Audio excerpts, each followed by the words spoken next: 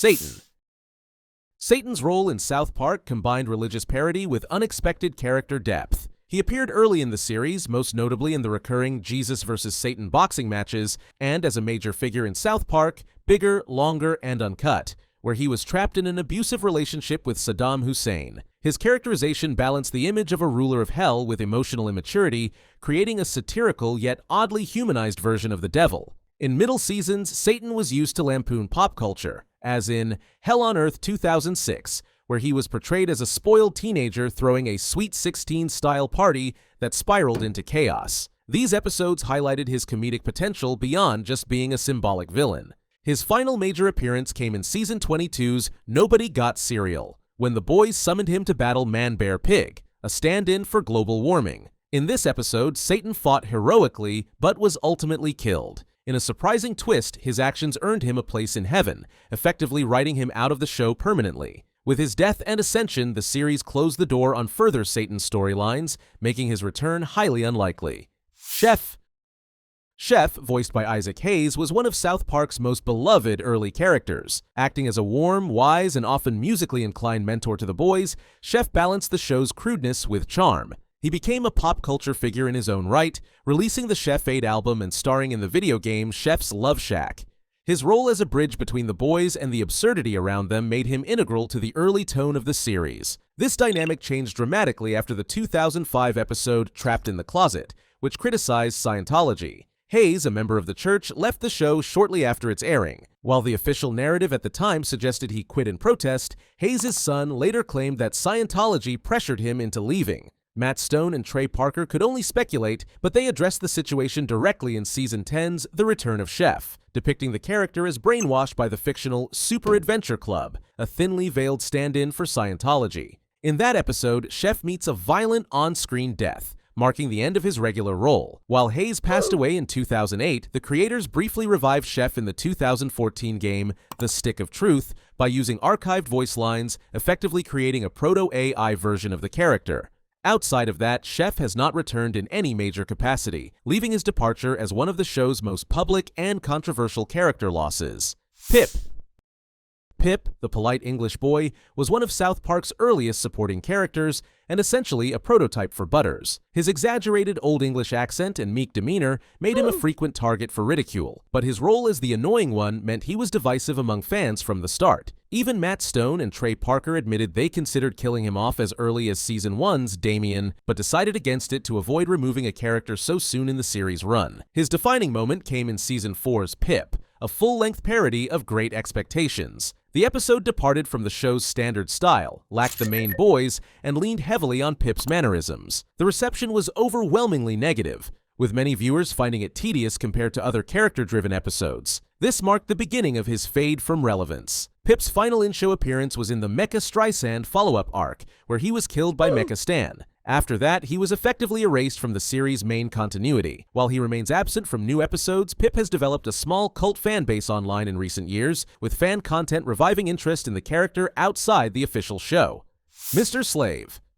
Mr. Slave debuted in Season 6's The Death Camp of Tolerance as Mr. Garrison's flamboyant and deliberately provocative classroom assistant. Introduced as part of a scheme for Garrison to get fired and collect a discrimination lawsuit settlement, Mr. Slave quickly became known for pushing the boundaries of taste, often through shock humor that couldn't be shown directly on TV. Despite the over-the-top nature of his scenes, the character occasionally revealed surprising depth. In Stupid Spoiled Whore video playset, he delivered a pointed critique of celebrity culture, calling out the objectification of women and condemning Paris Hilton's vapid public persona. In South Park is Gay, he played a central role in exposing and defeating the Crab People, a metaphor for the commercialization of marginalized identities. These moments showed that beneath his shock value persona, Mr. Slave could be one of the show's more perceptive and socially aware voices. Over time, Mr. Slave's appearances dwindled. The reasons for this are unclear. It could be a shift in creative priorities, concerns over changing standards of acceptable comedy, or simply that the creators felt they had exhausted his comedic potential. Regardless, his absence removed a unique blend of outrageousness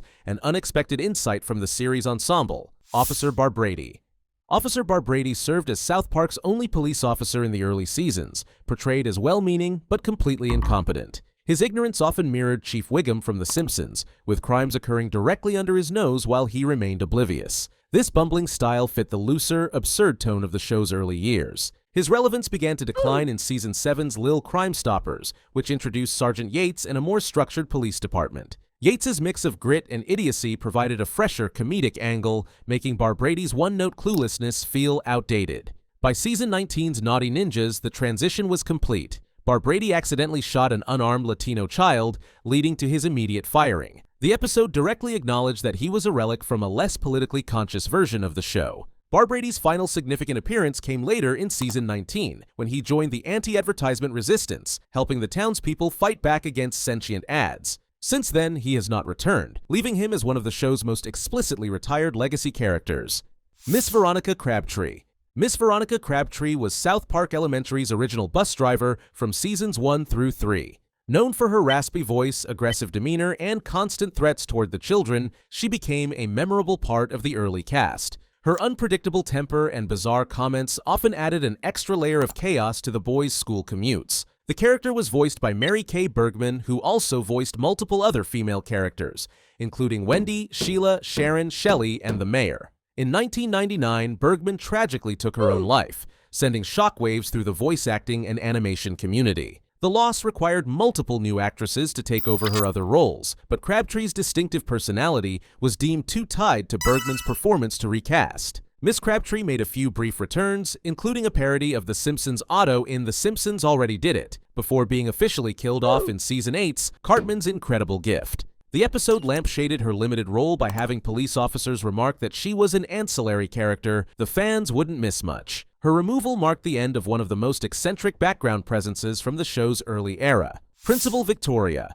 Principal Victoria served as South Park Elementary's long-standing administrator, balancing genuine care for her students with moments of dark humor and questionable morality. In serious situations, she could be deeply empathetic, as shown in Season 12, when she encouraged Wendy to stand up to Cartman's bullying over a women's health issue, delivering one of the series' most heartfelt speeches about self-respect and resilience. Her character also carried a darker comedic edge. In Season 3, during the Cartman vs. Marsh trial, she casually confessed to killing and dismembering a man, burning the remains, and failing to fully dispose of the body. In Bass to Mouth, she attempted to murder Cartman to keep him from revealing a scandal about the teachers poisoning their students. These moments reinforced her unpredictability and moral flexibility. Despite this range, the show eventually phased her out, mirroring Officer Barbrady's retirement. She was fired in Season 19, replaced by PC Principal, with the narrative framing her as a holdover from a less politically engaged era of South Park. While PC Principal grew into a key figure for the modern tone of the show, Victoria's removal marked the loss of a complex character who could deliver both warmth and menace. Since her firing, she has not returned in any capacity. Honorable mentions.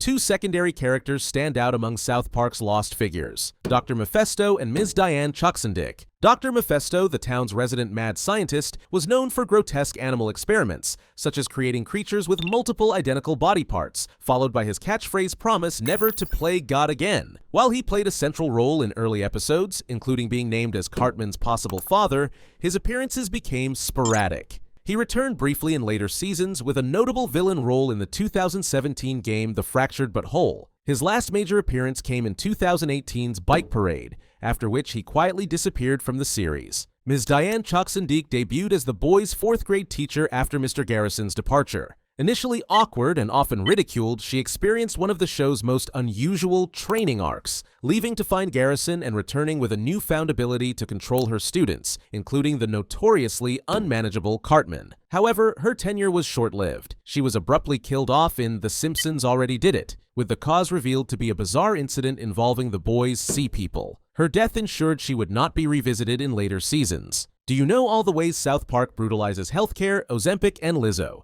Click here to find out more.